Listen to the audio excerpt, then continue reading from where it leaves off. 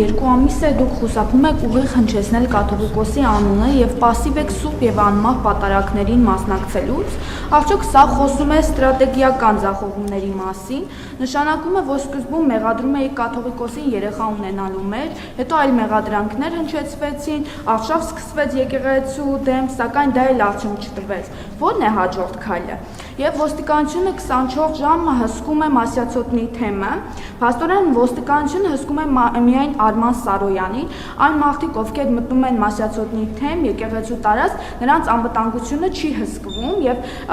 այսինքն ընտրովի է ոստիկանության աշխատանքը, այն մոմավաճառը, որը պաշտպանում է կարելի ասել Արման Սարոյանին, կարող է խփել տեսախցիկին, միկրոֆոնին, անվայելուչ բառեր ասել լրագրողներին, սակայն դա ոստիկանների աչքից վրիպի։ Ոստիկանությունը ապահովում է դատարանի որոշման կատարումը, ինչ վերաբերում այն պասիվությանը, որտեղ եք տեսել պասիվությունը, այսինքն ինչ նշանակում պասիվ են պատարակների ժամանակ։ Եվ երկրորդը կտրիչ Ներսյանին ես կաթողիկոս շատ վաղուց չեմ համարում, այնպես որ ոչ մի նորություն չկա։